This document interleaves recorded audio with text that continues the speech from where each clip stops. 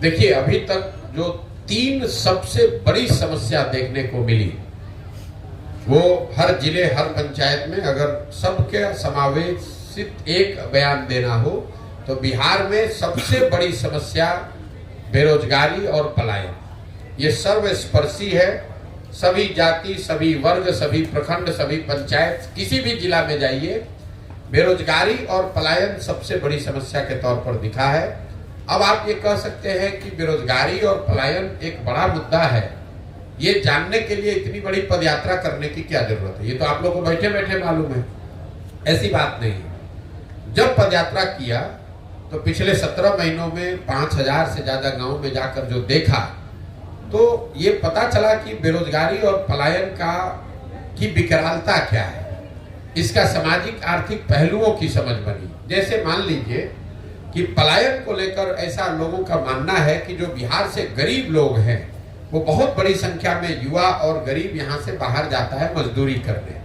लेकिन पदयात्रा के दौरान जो मैंने पाया कि ये बात पूरी सच्चाई नहीं है।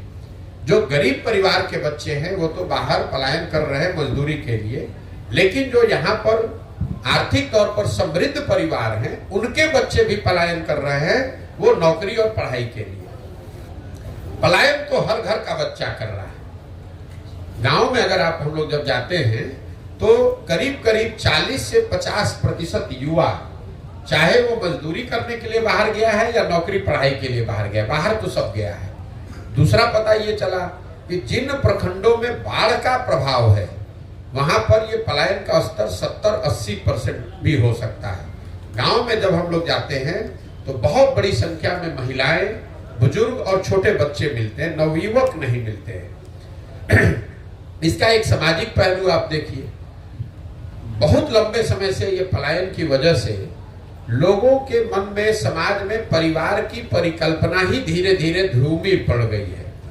जैसे पहले परिवार की परिकल्पना में लोगों की समझ थी कि पति पत्नी, बाल बच्चे, माता पिता साथ में रहते हैं।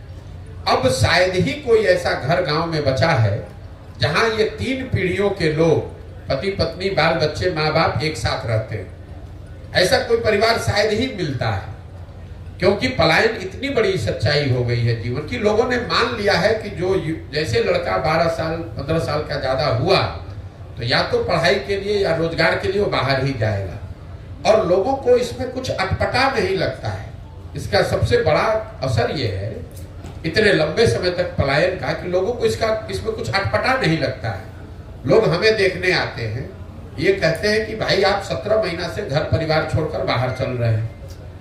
उनको इस बात का एहसास नहीं होता है कि उनके घर के बच्चे, उनके घर के युवा सालों साल से उनको छोड़कर चले गए हैं, और साल में कभी 1 महीने 10 दिन 15 दिन के लिए कोई छठ में, ईद में, शादी विवाह में घर आता है। बाकी समय पूरे जिंदगी, जब तक आप नवयुवक हैं, जब तक शरीर में आपके दम है, तब तक आपको बाहर ही रहना है। जब बूढ़े हो जाइएगा तो आप वापस आइएगा, और आपके घर में जो जवान लड़का है वो बाहर जाएगा फिर मजदूरी करने। तो इसका सिर्फ विकरालता, इसकी सामाजिक पहलू, इसके सामाजिक पहलू, साथ साथ इसका जो आर्थिक पहलू है। कई बार हम लोग बोलचाल की भाषा में कह जाते हैं कि बिहार के लोग बिहार में काम नहीं करता है, दिल्ली बॉम्बे में जाकर कुछ भी करने को तैयार है। ऐसी बात नहीं है। 2/3 से ज्यादा लोग जो पलायन कर रहे हैं वो मजबूरी का पलायन है। ये लोग 12 से 15 हजार रुपया महीना वहां कमाते हैं और घर पर औसतन 6 से 8 हजार रुपया प्रति माह भेज पाते हैं। ये 6 से 8 हजार रुपया भेजने वाले लोग ये स्वेच्छा से नहीं गए हैं। संभव है कि पहली बार स्वेच्छा से गया हो, कोई एक बार घूमने के नजरिए से चला गया, लेकिन 2/3 से ज्यादा लोग जो पलायन किया है जिन लोगों ने, वो कहीं न कहीं आर्थिक सामाजिक मजबूरी से बाहर गए हैं। गांव में जब हम लोग पूछते हैं भाई क्यों गए हो, वो बताते हैं कि अगर नहीं जाएंगे तो हमारे बाल बच्चा खाना नहीं खा सकते, वो मजबूरी में गए। तो कई बार जब लोग बताते हैं बाहर लोग गया है नौकरी करने, ऐसी बात नहीं, वो मजबूरी में लोग जा रहे हैं। यही हाल कमोबेश बेरोजगारी का है। हम लोग को लगता है कि जो गरीब है, जो पढ़ा लिखा नहीं है या जो कम पढ़ा लिखा है वो बेरोजगार है। बिहार में पिछले 18 महीने चलते हुए मैंने देखा कि जो गरीब है उसकी हालत तो फिर भी ठीक है, कम से कम कुछ मजदूरी कर सकता है। जो यहाँ पढ़ा लिखा या मध्यम वर्गीय समृद्ध परिवार है, उनके लिए बेरोजगारी, उनके बच्चों के लिए बेरोजगारी उससे भी बड़ी समस्या है। जो 10, 20, 25, 50 बीघा खेत का मालिक है, कोई छोटा मोटा रोजगार व्यापार गांव में कर रहा है, वो लोग भी चल कर आते हैं और लिटरली हाथ जोड़ने को तैयार है कि भैया 20,000 का नौकरी हमारे बच्चे को कहीं दिलवा दीजिए। नौकरी की इतनी यहाँ बेरोजगारी की समस्या है। तो बेरोजगारी और पलायन ये सर्वस्पर्शी सबसे बड़ी समस्या दिखी। दूसरी जो सबसे बड़ी समस्या दिखी वो है शिक्षा व्यवस्था का ध्वस्त होना। ये एक दूसरा पहलू मैंने देखा जिसमें समाज का हर वर्ग, चाहे आप पढ़े लिखे हैं, अनपढ़ हैं, अगड़े हैं, पिछड़े हैं, हिंदू, मुसलमान, महिला, पुरुष, गरीब, अमीर, हर व्यक्ति ये कह रहा है कि बिहार में शिक्षा व्यवस्था ध्वस्त हो गई है। बिहार में शिक्षा की व्यवस्था बहुत अच्छी कभी नहीं थी। हम खुद सरकारी स्कूल से बिहार में पढ़े हैं, लेकिन पहले हर प्रखंड में, अनुमंडल में, जिले में 2, 4, 5, 10 स्कूल ऐसे जरूर थे जहां अगर आपने पढ़ाई कर ली, कॉलेज में चले गए तो आपका जीवन सुधर सकता था। आप साइंस कॉलेज पहुंच गए, पटना कॉलेज पहुंच गए तो आपका जीवन सुधर जाएगा। आज की जो स्थिति है इसमें कहीं पर वो व्यवस्था बची ही नहीं है। कई बार लोगों को लगता है कि शिक्षा व्यवस्था इसलिए खराब है कि भैया स्कूल में खिचड़ी बट रहा है। कुछ लोग ये कहते हैं कि शिक्षकों की गुणवत्ता खराब हो गई। मैं आपको बता रहा हूं ये दोनों बात में पूरी सच्चाई नहीं है। अगर सिर्फ खिचड़ी बांटने से शिक्षा व्यवस्था बिहार में खराब होती तो लोग ये ध्यान नहीं देते हैं कि 8वें क्लास से ऊपर के जो स्कूल हैं, विद्यालय हैं या कॉलेज है, उसमें तो खिचड़ी नहीं बट रहा है। वहां पर पढ़ाई क्यों नहीं हो रही? आपने अगर कहा कि नियोजित शिक्षकों की गुणवत्ता की वजह से शिक्षा व्यवस्था खराब हो गई, तो पटना साइंस कॉलेज में, पटना कॉलेज में पढ़ाई क्यों नहीं हो रहा है? सीएम साइंस कॉलेज दरभंगा में पढ़ाई क्यों नहीं हो रहा है? लंगट सिंह कॉलेज में पढ़ाई क्यों नहीं हो रहा है? वहां पर तो नियोजित शिक्षक नहीं है। पढ़ाई की व्यवस्था इसलिए खराब हुई है कि जो मेरी समझ बनी 18 महीनों में, कि कहीं ना कहीं सरकार और समाज, मैं अंडरलाइन कर रहा हूं समाज को भी, सरकार और समाज दोनों की प्राथमिकता में शिक्षा अब रह ही नहीं गई है। किसी को चिंता ही नहीं है कि पढ़ाई होनी चाहिए। सरकार ने एक व्यवस्था बना दी, समता मूलक शिक्षा नीति के नाम पर हर गांव, हर पंचायत में 2-4 गो बिल्डिंग बना दिया गया। नतीजा क्या हुआ? जहां विद्यालयों के भवन बने वहां शिक्षक नहीं है, जहां शिक्षक है वहां विद्यालय के भवन नहीं है, जहां दोनों है वहां बच्चे नहीं है, जहां तीनों है वहां पढ़ाई नहीं। पढ़ाई की चिंता ही नहीं है। समता मूलक शिक्षा नीति बनाने के नाम पर हर जगह विद्यालय बना दिया गया, शिक्षकों को बहाल कर दिया गया और पढ़ाई की चिंता सरकार ने बिल्कुल छोड़ दी। इसी तरह समाज ने भी विद्यालयों की जो छवि थी वो शिक्षा का केंद्र के बजाय अब सरकारी योजनाओं और बेनिफिट बांटने का केंद्र हो गया कि भैया स्कूल में जाएंगे तो खिचड़ी मिलेगा, स्कूल में जाएंगे तो साइकिल मिलेगा, स्कूल में जाएंगे तो पोशाक का पैसा मिलेगा, स्कूल में जाएंगे और वहां पढ़ाई होगा, इसकी चिंता ही किसी को नहीं। तो जो गार्जियन है, जो पढ़ाने वाले परिवार भी है, वो सरकारी स्कूलों में, विद्यालयों में अपने बच्चों का नामांकन उन्होंने कराया हुआ है कि उसको पोशाक का, साइकिल का, खिचड़ी का पैसा मिलता रहे। और अगर पढ़ाना है तो उसके लिए बगल के प्राइवेट स्कूल के कोचिंग में, ट्यूशन में नाम लिखवाया है। यही हाल कमोवेश कॉलेज का है। कॉलेज की जो छवि है बिहार में, वो सिर्फ डिग्री पाने का केंद्र है। नाम लिखवाइए और 3 बरस लगे या 5 बरस लगे, डिग्री लेकर चले आइए। बच्चे भी ये नहीं कहते हैं कि पढ़ाई नहीं हो रहा, वो कह रहे भैया 3 बरस का डिग्री 5 बरस लग रहा है लेने में। एक कॉलेज में 15-15 हजार विद्यार्थी है, वहां टोटल कॉलेज में 10 क्लासरूम है।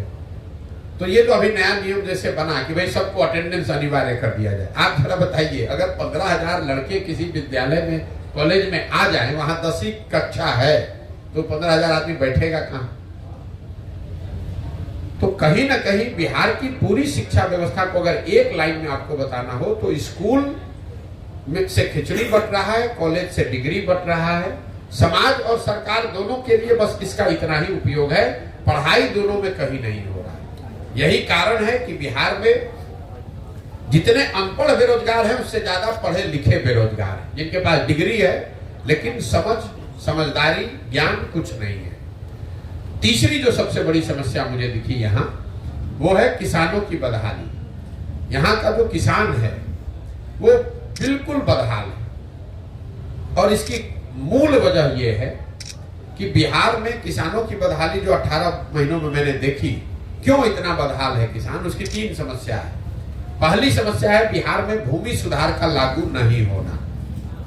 इसकी चर्चा यहाँ पर कोई नहीं करता है। फॉरवर्ड बैकवर्ड का नाम लेकर समझता है कि जमीन जो है मालिक वो फॉरवर्ड है, जो जमीन नहीं है वो बैकवर्ड है, इसलिए इसकी कोई चर्चा नहीं करता है। मैं आपको सामने से कह रहा हूं कि बिहार में गरीबी, ग्रामीण गरीबी जो रूरल पॉवर्टी है, उसकी एक मूल वजह है भूमि सुधार का लागू न होना।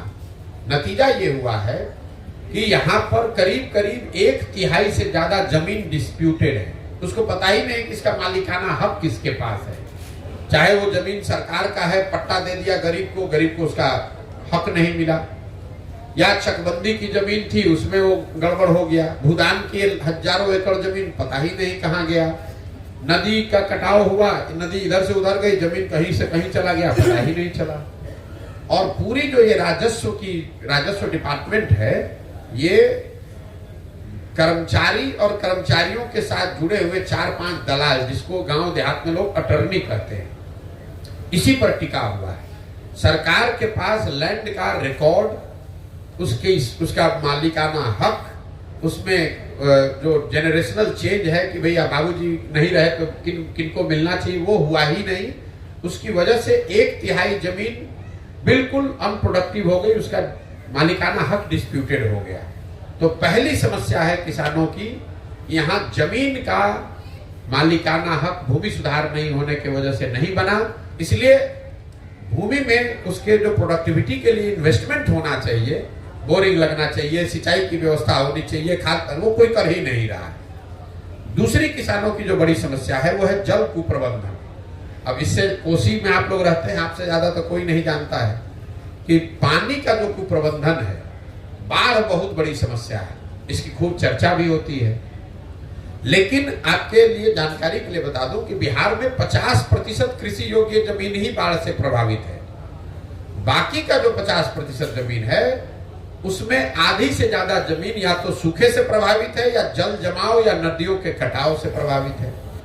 आप लोगों ने कोसी के इस इलाके में अनुभव किया, बाढ़ से जितना नुकसान नहीं हुआ, उससे सबसे ज्यादा नुकसान हुआ जब कोसी ने अपना मार्ग बदल दिया। नेपाल से लगते हुए जितने बिहार के जिले हैं, वहां गांव जब हम लोग गए तो पता चला कि बाढ़ तो जब आता है तब आता है, जो नदी आते हैं नेपाल से, छोटी छोटी नदियां हैं, वो हर साल एक नया रास्ता बनाकर आती है। और एक बार रास्ता बदला तो 2-4-5 पंचायत का जमीन परमानेंट खराब हो गया। यही हाल कमोवेश जब आप गोपालगंज से चलिएगा, तो गोपालगंज में, सीवान में, छपरा में, वैशाली में, मुजफ्फरपुर, दरभंगा में, समस्तीपुर में, बेगूसराय में, हर पंचायत में सैकड़ों एकड़ जमीन ऐसी है जो वहां जल जमाव की समस्या है, वहां से पानी निकलता ही नहीं। जो चवर जिसको लोग कहते हैं, लख कहते हैं, कई जगह मन भी लोग कहते हैं, पानी लग गया तो वहां अब वो पानी निकलता ही नहीं है। तो या तो वहां एक फसल हो रहा है या वो भी नहीं हो रहा है। तो जितनी बड़ी समस्या बाढ़ की है, उतनी ही बड़ी समस्या सूखे की, जल जमाव की और नदियों के कटाव की भी है। सड़क पर आप चलते हैं तो एक साइड पानी लगा हुआ है इसलिए खेत नहीं हो रहा है, दूसरे साइड सूखा पड़ा हुआ है इसलिए खेती नहीं हो रहा है। तो जो जल पानी जो बिहार के सबसे बड़ी ताकत संपदा हो सकती थी, वो आज हम लोग के लिए अभिशाप बनी हुई है। और तीसरी जो सबसे बड़ी समस्या है किसानों की, वो है यहाँ पर अनाज का सही भाव न मिलना। इन सारे परेशानियों के बावजूद जो बिहार में किसान पैदा कर रहा है, उसको उसका कीमत ही नहीं मिल रहा है। एक आर्थिक सर्वेक्षण अभी किया गया है जिसमें यह बताया गया है कि बिहार जैसे राज्य में किसानों को उनके फसल का उचित मूल्य न मिलने की वजह से करीब करीब यहाँ के किसानों को हर साल 20,000 करोड़ रुपए का नुकसान हो रहा है। 20,000 करोड़ रुपए का नुकसान हर साल बिहार के किसानों को हो रहा है। जैसे धान का कीमत है 2,090 रुपया, और पूरे बिहार में धान अभी बिका 1,600 रुपया, 1,700 रुपया में। गन्ने का कीमत है करीब 2,100 रुपया, गन्ना बिक रहा है 1600। मकई का कीमत है 2,100 रुपया, बिक रहा है 1600 में, 1700 में। कमोवेश सारे फसल के लिए, क्योंकि यहाँ कोई सहकारिता की व्यवस्था है नहीं, बाजार समिति है नहीं, एफपीओ है नहीं, और प्राइवेट फैक्ट्री रोजगार है नहीं। तो आखिर किसान जो है वो बेचेगा किसको? सिर्फ बिचौलियों को बेच रहा है और वो 30% 40% नुकसान करके बेच रहा है। तो ये तीन जो समस्या है, भूमि सुधार का लागू न होना, जल संसाधन का कुप्रबंधन और तीसरा किसानों के फसल का दाम का न मिलना, इन तीन वजहों से बिहार के किसानों की बदहाली है। आपने जो सवाल किया था कि जो सबसे बड़ी समस्या क्या है, यही तीन समस्या मुझे अभी तक, बेरोजगारी और पलायन, शिक्षा व्यवस्था का ध्वस्त होना और किसानों की बदहाली, ये हर जिले हर पंचायत में अभी तक सामान्य रूप से हर वर्ग में सुनने को मिली है। बाकी तो हर जिले की हर पंचायत की अलग अलग समस्या है, लेकिन ये समस्या हर जगह है। सर, प्रशांत किशोर जी का नाम हमेशा रणनीतिकार में आता है, किसी पार्टी को जिताने के नाम से नाम आता है, तो किन्हें जिताने के लिए पद यात्रा निकली है? बिल्कुल, मेरी जो पहचान है, जो आप जिसको रणनीतिकार बता रहे हैं, ये आपको लग रहा है कि हमने कोई वो काम छोड़कर दूसरा काम शुरू किया है। हमारी नजर में हम वही काम कर रहे हैं। फर्क बस इतना है कि पहले ये रणनीति मैं किसी दल या नेता के लिए बनाता था, अब ये रणनीति मैं बिहार की जनता के लिए बना रहा हूं। पहले ये सुझाव दल के नेताओं को बता देते थे, अब ये सुझाव बिहार की जनता को दे रहे हैं। पहले ये व्यवस्था, ये मदद दल के कार्यकर्ता को कर रहे थे, अब ये सुझाव, ये व्यवस्था, ये मदद बिहार के समाज के उन लोगों के लिए कर रहे हैं जो नया दल बनाना चाहते हैं, इस व्यवस्था को बदलना चाहते हैं कि भैया हम जुड़े, हम भी कंधा लगाएंगे, हम भी बिहार में कोई सुधार के लिए प्रयास करना चाहते हैं, उनको ये मदद कर रहे हैं। तो आपका जो सवाल है किसको जिताना चाह रहे हैं, इसका पूरा लक्ष्य है बिहार की जनता को जिताने के लिए ये काम शुरू किए हैं। और अब मैं किसी दल का नेता का नहीं, बिहार की जनता का रणनीतिकार हूँ। और 10 वर्ष में जैसे दलों को, नेताओं को जिताया, वैसे लिख कर रखिए, धीरज रखिए, 2 वर्ष में बिहार की जनता को भी जिताकर आपको दिखाएंगे। कई लोग सवाल कर रहे हैं कि किसी पार्टी के लिए भी काम कर रहे हैं। सवाल करने का तो कोई अंत है नहीं भाई। जिन पार्टी के लिए काम कर रहे हो तो सब पार्टी चुनाव लड़ रहा है, हम तो पार्टी बनाए नहीं। हमने आपको बताया हम काम कर रहे हैं बिहार की जनता के लिए। तो स्वाभाविक है जो जनता से मुफ्त में जिसको वोट मिल रहा है पिछले 25 साल से, उसको तो घबराहट होगी ही। भाई आप भाजपा चलाते हैं तो भाजपा वालों को तो भारी डर यही होगा कि भाई अभी तक जो लालू जी से डर के हमको मुफ्त में वोट देता था, जनता के पास विकल्प हो जाएगा तो भाजपा को वोट नहीं देगा। लालटेन के लोग जो मुफ्त में मुसलमानों को भाजपा का डर दिखाकर वोट लेते हैं, उनको लग रहा है कि भाई मुसलमानों को कोई नया विकल्प मिल जाएगा तो हमको वोट नहीं देगा। तो अगर आपके सामने से थाली अगर कोई छीन कर ले जाएगा तो आप तो थोड़ा बहुत हल्ला मचाइएगा ही। जो हालात है सियासतदानों की बिहार में या देश में, क्या जो जैसे हालात है जो देख रहे हैं देश भर में किस तरह से सियासत हो रही है, ऐसे में प्रशांत किशोर पर बिहार की जनता खास करके विश्वास कैसे करेगी कि आज आप अच्छी अच्छी बातें कर रहे हैं जैसे अमूमन सभी नेता बोलते हैं? क्या गारंटी है कल सत्ता में आने के बाद जो अभी स्थिति है उसके अनुकूल? मेरे भाई 17 महीना से हम पैदल चल रहे हैं। आपने या तो मेरी कोई बात, कोई सभा सुनी नहीं, या सुने तो उस पर आपने ध्यान नहीं दिया। हम सभा की शुरुआत में ही कहते हैं, पहला ही लाइन, कि बिल्कुल भी कभी जीवन में प्रशांत किशोर पर भरोसा मत करो, किसी भी नेता पर भरोसा मत करो। ये कभी मत सोचो कि हमको वोट दे दोगे तो हम आकर तुम्हारा जीवन सुधार देंगे। अगर हमको वोट दोगे, हमारे कहने पर वोट दोगे, तो जैसे पहले के लोगों ने धोखा किया, हम भी आपके साथ धोखा कर सकते हैं। इसलिए वोट प्रशांत किशोर को नहीं, मोदी को नहीं, नीतीश लालू को नहीं, वोट अपने बच्चों को दो, अपने खड़ा हो, अपनी व्यवस्था बनाओ, उसमें मालिक मुखिया बनो। प्रशांत किशोर कहाँ दल बनाए हैं कि कह रहे हैं कि हमको वोट दे दीजिए, कि आप भरोसा कीजिएगा कि नहीं कीजिएगा। हम आपसे वोट मांगे नहीं, चंदा ले नहीं रहे हैं, आपसे कार्यकर्ता बनने के लिए कह नहीं रहे हैं। तो आप जब हम पर भरोसा कीजिएगा ही नहीं, जब विश्वास कीजिएगा नहीं, तो घात होगा कैसे? प्रशांत जी, 18 महीने की जो आपकी यात्रा है उसमें आपके साथ लाखों लोग जुड़े हैं, हर जगह से जुड़े हैं। अभी लोकसभा का चुनाव होने वाला है, उन लोगों के पास असमंजस की स्थिति रहेगी कि आखिर वो लोग किनके साथ जाएं? बिल्कुल असमंजस की स्थिति नहीं है। दल जब बनेगा तभी तो आप चुनाव लड़ेंगे। मान लीजिए कि आपको बहुत भूख लगा है, आपने खिचड़ी बनाना शुरू किया, तो अब अधपकी खिचड़ी तो खाएंगे तो तबीयत खराब हो जाएगा। अब भूख लगा है, 2 दिन से खाना नहीं खाए हैं, तो जब तक खिचड़ी नहीं बन रहा है तब तक धीरज रखना पड़ेगा। जन सुराज की व्यवस्था के तहत जो दल बनना है वो तो दल तभी बनेगा जब पदयात्रा पूरी होगी।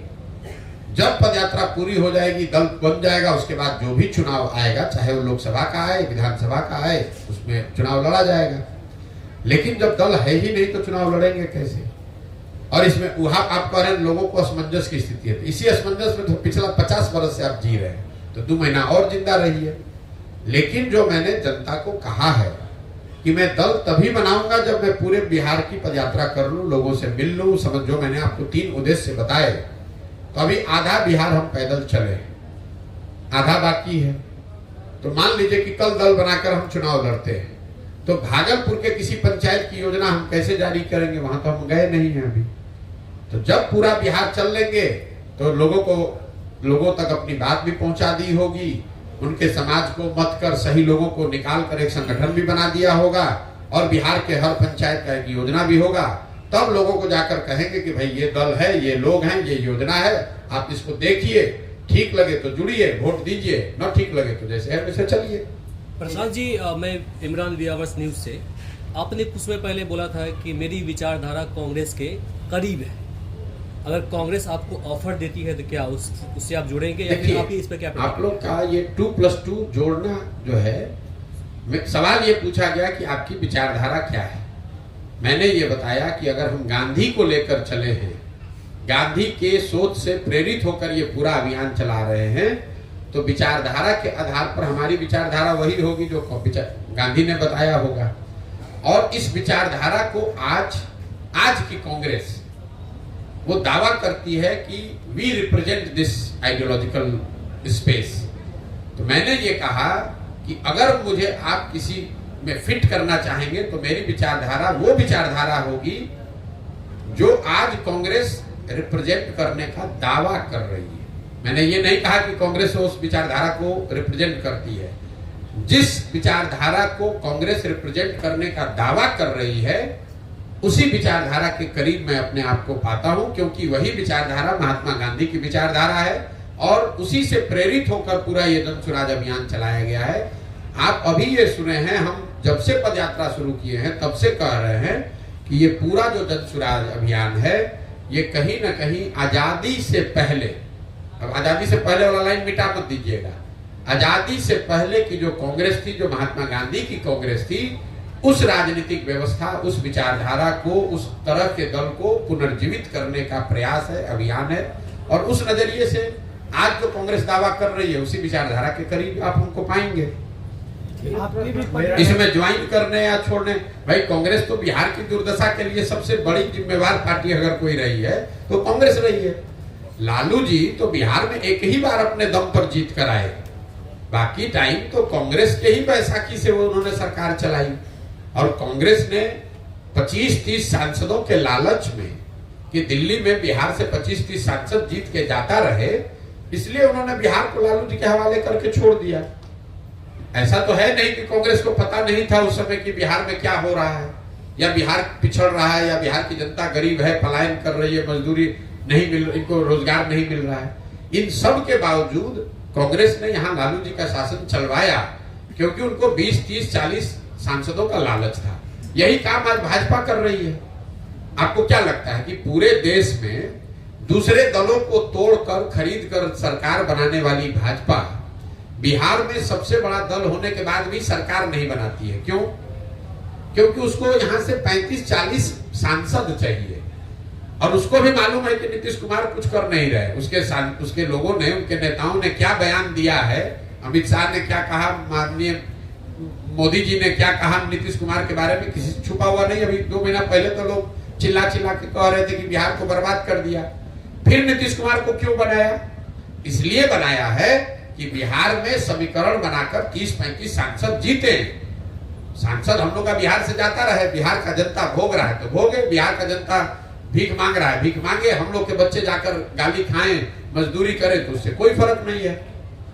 मोदी जी, बिहार में इतने बड़ी संख्या में लोग भाजपा को, मोदी जी को वोट दे रहे हैं। कोई नहीं पूछ रहा है कि मोदी जी रोज गुजरात जा रहे हैं इन्वेस्टमेंट सबमिट करने के लिए, 1 लाख करोड़ का बुलेट ट्रेन बना रहे हैं, गुजरात में तरक्की हो रही है, गुजरात से बीजेपी का एमपी जीता 26। आप मुझे बता दीजिए 10 वर्ष में मोदी जी एक दिन बिहार आए हों कि भैया बिहार में भी इन्वेस्टमेंट सबमिट होना चाहिए।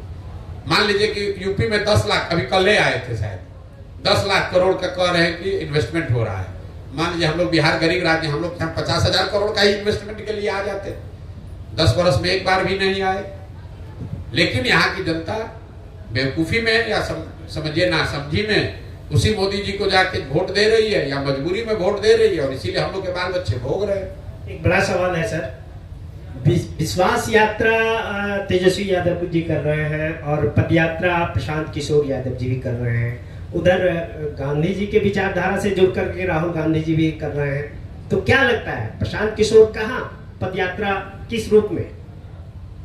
आपका सवाल ही नहीं समझे, लेकिन अगर आप कह रहे हैं कि बहुत यात्रा हो रही है तो पुनः दोबारा लोकतंत्र है, हर आदमी अपना प्रयास करने के लिए स्वतंत्र है। ना सवाल आपका समझ लिए, आप इतना न उसको घुमा दिए कि आप खुद ही नहीं बता पा रहे कि आप क्या पूछना चाह रहे हैं। लोकतंत्र है, दलों को, नेताओं को हर तरह का पब्लिक के बीच में जाकर प्रयास करने का की स्वतंत्रता है। फर्क समझिए, राहुल गांधी कांग्रेस के नेता हैं और वो कांग्रेस के लिए वोट मांग रहे हैं और उसके लिए पदयात्रा कर रहे हैं। तेजस्वी यादव अभी कल तक उप मुख्यमंत्री थे, वहां से झटक कर नीतीश कुमार ने किनारे लगा दिया, तब उनको जनता का याद आ रहा है। प्रशांत किशोर का कोई दल नहीं है, प्रशांत किशोर वोट नहीं मांग रहे हैं, प्रशांत किशोर ये नहीं कह रहे हैं कि हमको जिताकर मुख्यमंत्री बना दीजिए। प्रशांत किशोर ये अभियान चला रहे हैं बिहार की जनता को ये बताने के लिए कि तुमने सबकी चिंता की, तुमने जात की चिंता की, तुमने राष्ट्रवाद की चिंता की, तुमने विचारधारा की चिंता की, तुमने सामाजिक न्याय की चिंता की, तुमने लालू यादव की चिंता की, उनके बच्चे की चिंता की, तुमने मोदी की चिंता की। अब समय आ गया है एक बार अपने बच्चों की चिंता कर लो, क्योंकि तुम्हारे बच्चे जब नहीं पढ़ेंगे, तुम्हारे बच्चे जब तक मजदूर अनपढ़ रहेंगे, तब तक चाहे मोदी बन जाए, लालू बन जाए, प्रशांत किशोर बन जाए, तुम्हारा और तुम्हारे परिवार का भला नहीं होगा। तो पदयात्रा के उद्देश्य में फर्क है। दूसरा, इसकी शुद्धता में फर्क है। ये पदयात्रा है तो हम 17-18 महीने से घर परिवार छोड़कर पदयात्रा ही कर रहे हैं। ऐसा नहीं है कि एक दिन रैली करने चले गए, एक दिन चुनाव लड़ रहे हैं। 18 महीना से घर परिवार छोड़कर पदयात्रा ही कर रहे हैं, गांव में ही रहते हैं।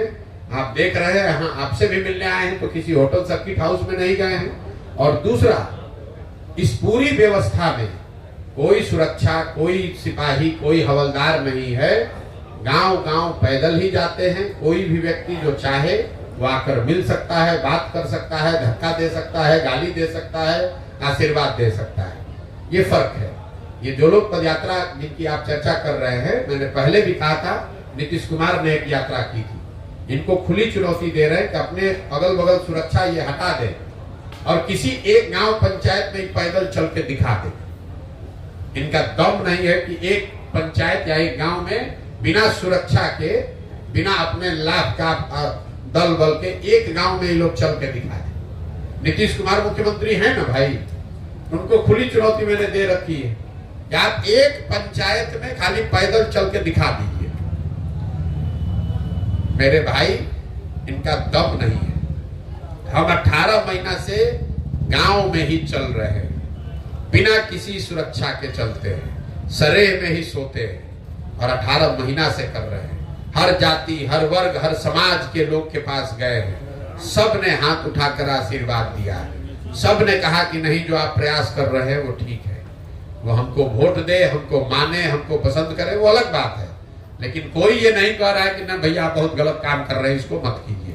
जिस गांव से भी गए हैं वहां पर लोगों ने यही कहा, ना भैया प्रयास तो आप ठीक कर रहे हैं, बात ठीक कर रहे हैं। ये फर्क है। सर, अभी के दौर में जाति, धर्म, मजहब को लेकर लोग वोट करते हैं और कब नहीं करते थे कि अब करते हैं? अब ज्यादा बढ़ गया है। आपके पास कोई थर्मामीटर है? ज्यादा बढ़ गया है। आपके पास थर्मामीटर है कि अब ज्यादा बढ़ गया, पहले कम था? मोदी जी को वोट पड़ा है कि नहीं बिहार में? जोर से बोलिए, पड़ा है कि नहीं? सबको सुनाइए। पड़ा है ना? तो मोदी जी के जाति के यहाँ कितना आदमी रहता है मधेपुरा बिहार में, जरा बता तो दीजिए। अभी तो आप बोले कि सब लोग जाते पर वोट दिया है। पहले एक बात पर अड़े रहिए।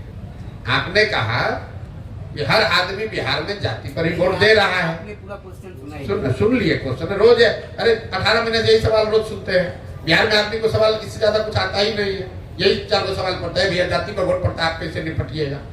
अरे आप पत्रकारिता करते हैं तो हमको भी तो थोड़ी बहुत समझ होगी। पहला सवाल आदमी छूटते जिसको राजनीति का आर अभी सीखता है तो यही सवाल करता है, ए भैया बिहार में तो बड़ा जात है, आप इससे कैसे निपटिएगा। तो मेरे भाई उसको जवाब मेरा यही होता है कि यही बता दो कि अगर आपको लगता है कि हर आदमी जाति पर ही वोट देता है तो मोदी जी को बिहार में वोट दे कौन रहा है। मान लीजिए कि आपने कहा, दूसरे सवाल पर आते हैं, हम तो कह रहे सवाल सुने नहीं, कहेंगे ना हमको तो धर्म पर हिंदू मुसलमान के नाम पर दिया, यही कह रहे हो ना, चलो छोड़ दो।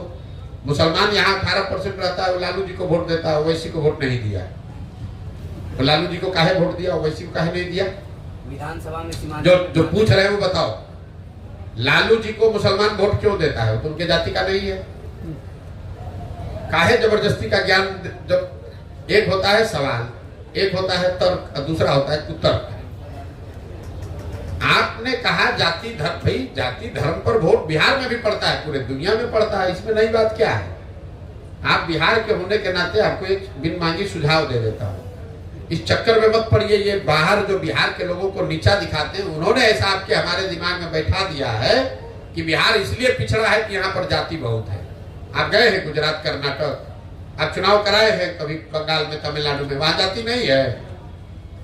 गुजरात में जाति नहीं है, लिंगायत बोकालिका कर्नाटक में नहीं है, माला मडिगा रेड्डी कम्मा आंध्रा में नहीं है। वहां का आदमी को कोई जाति के लिए दोष दे रहा है। आप बिहार में गरीब हैं, मजदूर है, इसलिए आपको जातिवाद बताया जा रहा है। यूपी में जाति नहीं है। यहाँ का जो पत्रकार पढ़ा लिखा समाज है वो भी इस चक्कर में पड़ के अपने ही से कहता है भैया यहाँ जाति बहुत है, यूपी में जाति नहीं है। कभी पूछे हो जाके सवाल ये, आप जाके उत्तर प्रदेश में, तो यहाँ काहे पूछते हो भाई। ये बिहार के और बिहार के लोगों के प्रति जो दुराग्रह बैठा दिया गया है लोगों के दिमाग में कि बिहार इसलिए गरीब है। अरे बिहार इसलिए गरीब है कि कांग्रेस ने यहाँ पर काम नहीं किया।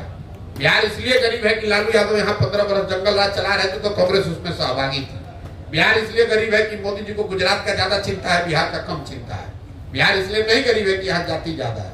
इसलिए मुझे गुस्सा आ रहा है कि आप पढ़े लिखे व्यक्ति हो और बिहार के होने के बाद अपने मुंह पर कीचड़ लगा रहे हो बिना किसी वजह के। समझते हो नहीं। आपको कोई दूसरा कहता, तो अगर कोई आदमी आकर गुजरात का कहता कि भाई बिहार में जाति बहुत है, तो आपको ये कहना चाहिए कि अगर बिहार में जाति बहुत है तो गुजरात के आदमी को बिहार में कैसे आदमी वोट दे रहा है। तो आप लोग उल्टे अपनी बात कर रहे हैं, भैया हम लोग यहाँ जाति बहुत है इसीलिए गुजरात में जाते हैं तो आपको 4 लात मारता है, इसीलिए आप तमिलनाडु में जाते हैं तो आपको हमको गाली देता है। यहाँ के आदमी को समझ ही नहीं है। जमीन पर पड़ा हुआ कीचड़ अपने मुंह में लगा कह रहा है कि हमारा मुंह में देखो कीचड़ लगा है। आपने योगी आदित्यनाथ से कभी पूछा है कि भाई यूपी में आप जात का राजनीति कर रहे हैं कि नहीं कर रहे हैं? मोदी जी से, अमित शाह से कभी आपने पूछा है कि गुजरात में आप लोग जात का राजनीति करते हैं कि नहीं करते हैं? क्या बात करते हैं। पिछले विधानसभा में बहुत बड़ा राजनीतिक विशेषज्ञ बनने के चक्कर में आधा पत्रकार इसी में लगा हुआ है। भैया जाति पर राजनीति होता है, आप कैसे जीतिएगा? प्रशांत जी, पिछले विधानसभा में अखबारों में इश्तिहार देकर पुष्पम प्रिया चौधरी भी आई थी और खुद को सीएम कैंडिडेट कहा था। गांव में ये भी चर्चा है कि प्रशांत किशोर अभी पदयात्रा कर रहे हैं, भविष्य में ये भी ऐसा कर सकते हैं। लेकिन आपने पहले भी कह दिया है कि आप मुझे वोट मत दीजिए, विश्वास मेरे पे मत कीजिए। लेकिन पहला सवाल ये है कि अखबार में इश्तिहार देकर आपने पदयात्रा किया, भविष्य में ये पार्टी भी बन सकती है और चुनाव भी लड़ेंगे, तो चुनाव तो गांव के लोग लड़ेंगे जिसे आप चूज कर रहे हैं। लेकिन जो गांव में आपकी यूथ क्लब बन रही है उसमें अभी लोग नहीं जुड़ पा रहे हैं, प्रशांत किशोर की रणनीति को उनके बारे में नहीं जान पा रहे हैं।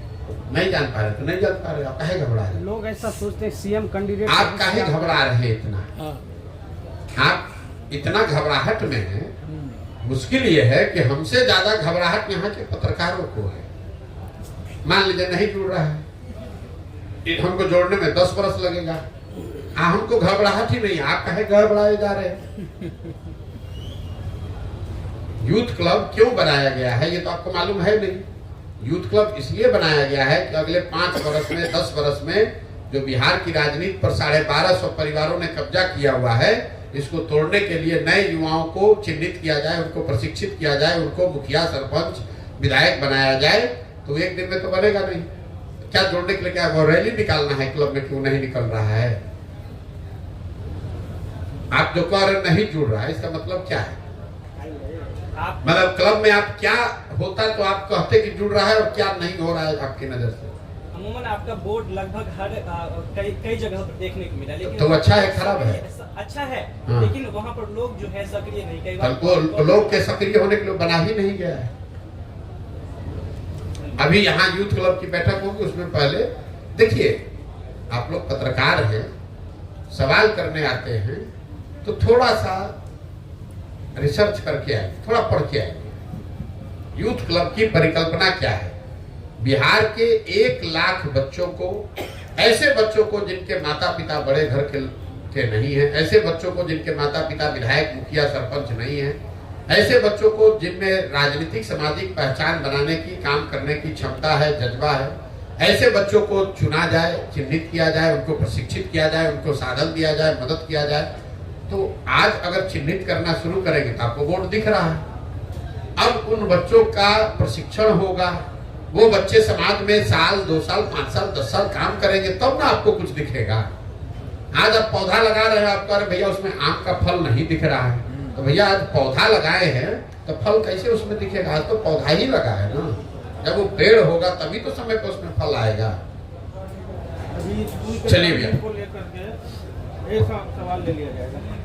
सीधे सीधे एक सवाल हमारा कि आपसे पहले पूछा भी जा चुका है, आप तो राजनीतिक दल बनाएंगे, चुनाव आ गया नजदीक, लेकिन क्या अभी प्रशांत किशोर तटस्थ ही रहेंगे इस लोकसभा चुनाव के लिए? भैया मैं बिल्कुल तटस्थ नहीं हूँ, मैं जनता के साथ खड़ा हूँ और मैंने अपने लिए जो भूमिका तय की है कि मुझे गांव-गांव जाकर लोगों को ये समझाना, बताना है, वो काम हम कर रहे हैं। तटस्थ कहाँ? हम तटस्थ रहने वाले लोगों में से नहीं हैं। हम घर पर नहीं बैठे हैं, गांव-गांव जाकर इन लोग का कलई खोल रहे हैं, इनको बता रहे हैं जनता को कि देखो कैसे तुमको जाति के नाम पर, धर्म के नाम पर, राष्ट्रवाद के नाम पर, भारत पाकिस्तान, हिंदू मुसलमान के नाम पर तुमको बरगलाया जा रहा है, तुमसे मुफ्त में वोट लिया जा रहा है। सजग हो जाओ। अब आप कह रहे हैं सजग हो जाएगा तो क्या करेगा? तो जब सजग होगा तभी ना अपने लिए कोई व्यवस्था बनाएगा। उसके जीवन का ये पहला और अंतिम चुनाव नहीं ना है। पहले सजग होना जरूरी है, जब सजग होगा तो अपने आप नई व्यवस्था भी बना लेगा। बहुत बहुत धन्यवाद।